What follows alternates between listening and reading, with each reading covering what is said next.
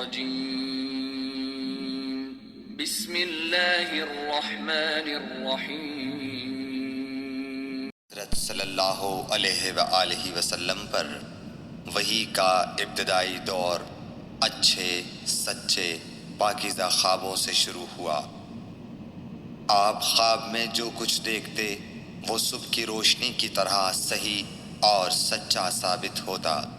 پھر من جانب قدرت آپ تنہائی پسند ہو گئے اور آپ نے غار حرا میں خلوت نشینی اختیار فرمائی اور کئی دن اور رات وہاں مسلسل عبادت اور یاد الہی و ذکر میں مشغول رہنے لگے۔ جب تک گھر آنے کو دل نہ چاہتا توشہ ہمراہ لیے ہوئے وہاں رہتے۔ توشہ ختم ہونے پر ہی اہلیہ محترمہ حضرت خدیجہ رضی اللہ تعالی عنہا کے پاس تشریف لاتے اور کچھ توشہ ہمراہ لے کر پھر وہاں جا کر خلوت گزین ہو جاتے۔ یہی طریقہ جاری رہا یہاں تک کہ آپ پر حق منکشف ہو گیا اور آپ غار حرا ہی میں قیام پذیر تھے کہ اچانک حضرت جبرائیل علیہ السلام آپ کے پاس حاضر ہوئے اور کہنے لگے کہ اے محمد پڑھو۔ آپ فرماتے ہیں کہ میں نے کہا کہ میں پڑھنا نہیں جانتا۔ آپ صلی اللہ علیہ وسلم فرماتے ہیں کہ فرشتے نے مجھے پکڑ کر اتنے زور سے بھینچا کہ میری طاقت جواب دے گئی۔ پھر مجھے چھوڑ کر کہا پڑھو۔ میں نے پھر وہی جواب دیا کہ میں پڑھا ہوا نہیں ہوں۔ اس فرشتے نے مجھ کو نہایت ہی زور سے بھینچا کہ مجھ کو سخت تکلیف محسوس ہوئی۔ پھر اس نے کہا کہ پڑھ۔ میں نے کہا میں پڑھا ہوا نہیں ہوں۔ فرشتے نے تیسری بار مجھ کو پکڑا اور تیسری مرتبہ پھر مجھ کو بھینچا، پھر مجھے چھوڑ دیا اور کہنے لگا کہ پڑھو اپنے رب کے نام کی مدد سے جس نے پیدا کیا اور انسان کو خون کی پھٹکی سے بنایا۔ پڑھو اور آپ کا رب بہت ہی مہربانیاں کرنے والا ہے۔ بس یہی آیتیں آپ حضرت جبرائیل علیہ السلام سے سن کر اس حال میں غار حرا سے واپس ہوئے کہ آپ کا دل اس انوکھے واقعے سے کانپ رہا تھا۔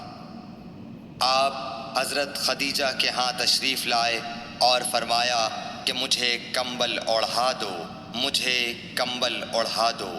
لوگوں نے آپ کو کمبل اوڑھا دیا۔ جب آپ کا ڈر جاتا رہا تو آپ نے اپنی زوجہ محترمہ حضرت خدیجہ رضی اللہ تعالی عنہا کو تفصیل کے ساتھ یہ واقعہ سنایا اور فرمانے لگے کہ مجھ کو اب اپنی جان کا خوف ہو گیا ہے۔ آپ کی اہلیہ محترمہ حضرت خدیجہ رضی اللہ تعالی عنہا نے آپ کی ڈھارس بندھائی اور کہا کہ آپ کا خیال صحیح نہیں ہے۔ اللہ کی قسم آپ کو اللہ کبھی رسوا نہیں کرے گا۔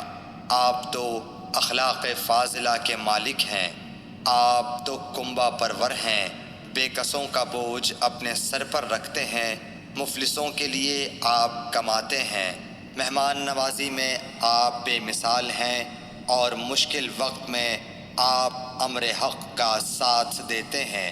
ایسے اوصاف حسنہ والا انسان یوں بے وقت ذلت و خواری کی موت نہیں پا سکتا۔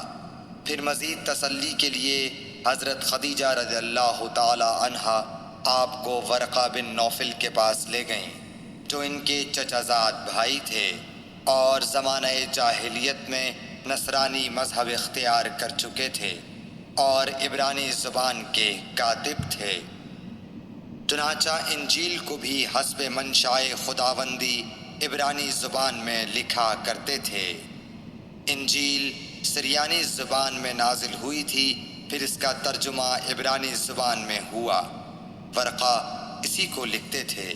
وہ بہت بوڑھے ہو گئے تھے، یہاں تک کہ ان کی بینائی بھی رخصت ہو چکی تھی۔ حضرت خدیجہ رضی اللہ تعالی عنہا نے ان کے سامنے آپ کے حالات بیان کیے اور کہا کہ اے چچا زاد بھائی، اپنے بھتیجے محمد صلی اللہ علیہ وسلم کی زبانی ذرا ان کی کیفیت سن لیجئے۔ وہ بولے کہ بھتیجے آپ نے جو کچھ دیکھا ہے اس کی تفصیل سناؤ۔ چنانچہ آپ صلی اللہ علیہ وآلہ وسلم نے از اول تا آخر پورا واقعہ سنایا، جسے سن کر ورقہ بے اختیار ہو کر بول اٹھے کہ یہ تو وہی ناموس معزز رازدان فرشتہ ہے جسے اللہ نے حضرت موسیٰ علیہ السلام پر وحی دے کر بھیجا تھا۔ کاش میں آپ کے اس عہد نبوت کے شروع ہونے پر جواں عمر ہوتا، کاش میں اس وقت تک زندہ رہتا جب کہ آپ کی قوم آپ کو اس شہر سے نکال دے گی۔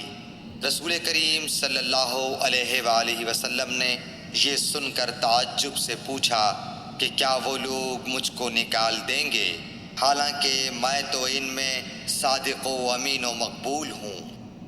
ورقہ بولا، ہاں یہ سب کچھ سچ ہے، مگر جو شخص بھی آپ کی طرح امر حق لے کر آیا لوگ اس کے دشمن ہی ہو گئے ہیں۔ اگر مجھے آپ کی نبوت کا وہ زمانہ مل جائے تو میں آپ کی پوری مدد کروں گا، مگر ورقہ کچھ دنوں کے بعد انتقال کر گئے، پھر کچھ عرصے تک وحی کی آمد موقوف رہی۔ صحیح بخاری حدیث نمبر 3۔